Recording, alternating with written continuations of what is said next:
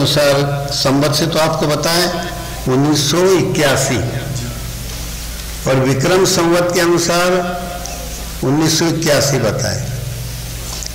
माघ शुद्ध प्रतिपदा, गुरु महाराज माघ सुदी एकम कहा करते थे और करते हैं अभी भी।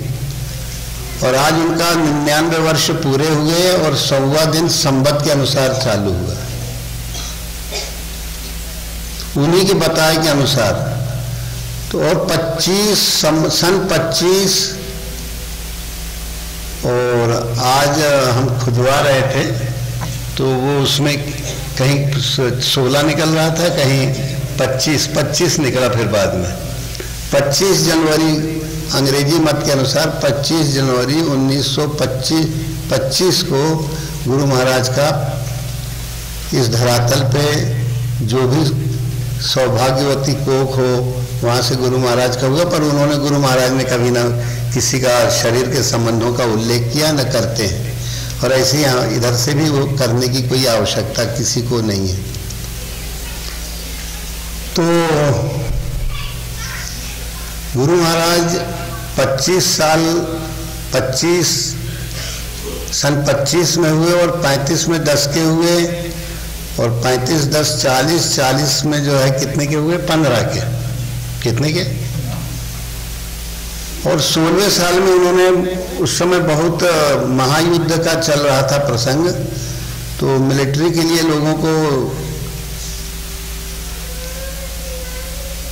वायुयान की, एयरफोर्स, पैदल वाली, तो हमारे गुरु महाराज को एयरफोर्स का भी बहुत जानकारी थी, कुछ विदेशों में युद्ध के दौरान गए थे तो बताया करते थे पहले कि पैराशूट से पहले कैसे उतरना है। तो पहले एक बार बाएं करो, फिर एक बार दाएं करो, एक बार आगे करो पैरों को, एक बार पीछे करो, तो वो पूरी प्रक्रिया उस समय के अनुसार बताया करते थे।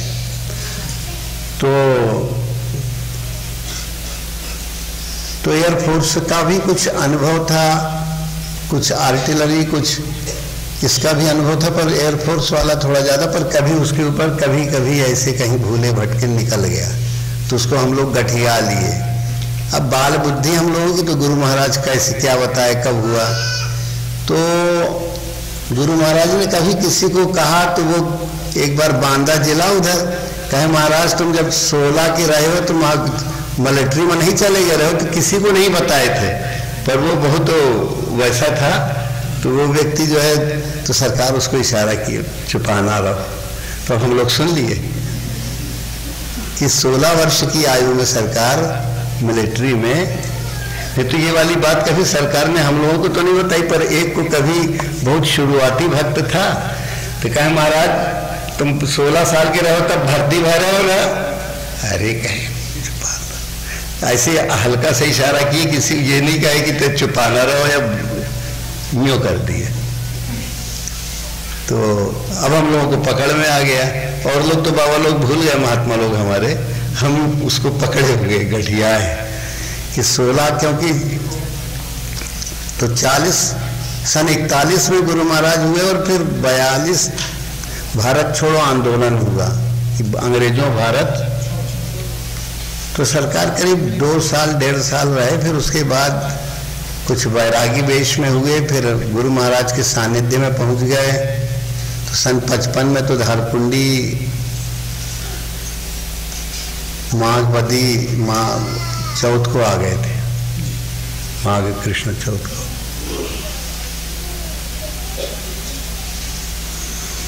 तो मिलिट्री में रहे, उसके बाद कुछ समय जानकी कुंड के जो रणछोड़ दास जी थे, जहाँ आजकल बहुत बड़ा कैंप वैम्प लगता है आँखों का, वो मेडिकल कॉलेज ही है आँखों का, उस आश्रम की शुरुआती अवस्था में महाराज जी पहले महंत जानकी दास जी ने उनकी योग्यता देख के बना दिया।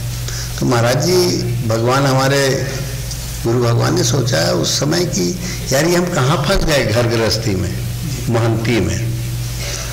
उन्होंने कहा कि हमको कुछ किसी महात्मा से सुने कि अगर कोई 5 करोड़ भगवान का नाम जप ले तो उसका अंदर का द्वार खुल जाता है, अंतर्मुखी हो जाता है। तो अनुसुईया आश्रम के सीढ़ियों से चढ़ते हुए अनसुईया आश्रम, जहाँ पहले तो आश्रम था नहीं, उनके गुरु महाराज जो है एक उजाड़ जंगल था और बहुत शेर बाघ भी आते थे। गुरु महाराज, हमारे गुरु महाराज के सामने भी कई बार आए, वो प्रसंग आगे बताएंगे, क्योंकि आज उन्हीं का है। हमारा कोई लोग कहने लगे कि पूजा आपको जो है माला, हमने कहा भैया हमें नहीं है, आज हम लोग तो जो है केवल गुरु महाराज की कथा के गायक हैं। गुरु महाराज हमको इधर पर माला वाला मत चढ़ाओ इधर शरीर रूप से, वैसे अंदर से उन्हीं की यहाँ पर वो है, पर लोक मर्यादा नहीं कहती। शुद्धम बुद्धम लोक विरुद्धम न करणीयम न करणीयम। तो हमने कहा आज तो गुरु महाराज का पावन पराकट्य उत्सव, प्रगटन उत्सव है, मना रहे हैं। अंग्रेजी मत से तो धारकुंडी में मना लिया गया था, पर गुरु महाराज की वाणी निकलती थी उसको पकड़ लिया करते थे। तो गुरु महाराज बताया करे कभी कभी कि मतलब एयरफोर्स में कैसे पैराशूट से उतरते हैं, कैसे वो होता है ये, तो उससे पता लगता था। और फिर जब गुरु महाराज वहाँ जाप करने लगे, जाप करते करते उनको हुआ कि रे कहाँ भटकत है, भगवान राम उनको कहे, राम का ध्यान करते थे। तो उन्होंने बताया कि वो जो नीचे महात्मा है ना, पहले सरकार सोचते थी अघोरी आए, नहाए न धोए न कछ बोले, गरियाउत हैं, कौनो अघोरी महात्मा है लागत है, तो ज़्यादा उनसे दूर कट के रहते थे और किनारे किनारे चुप्पे से चढ़ गए, ऊपर जाके जो है नाम जप में माला सटकाने में लग गए। 5 करोड़ जाप करने की उनका लक्ष्य था। तो बीच में ही कितना जाप हुआ हमने तो नहीं पूछा, ना उन्होंने बताया, पर 5 करोड़ का लक्ष्य लेके चले थे।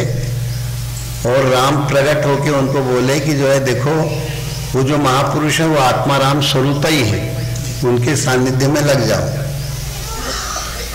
कहीं ये जो कहा गया है ये कैसा है? तो उन्होंने फिर गए, सत्संग किया,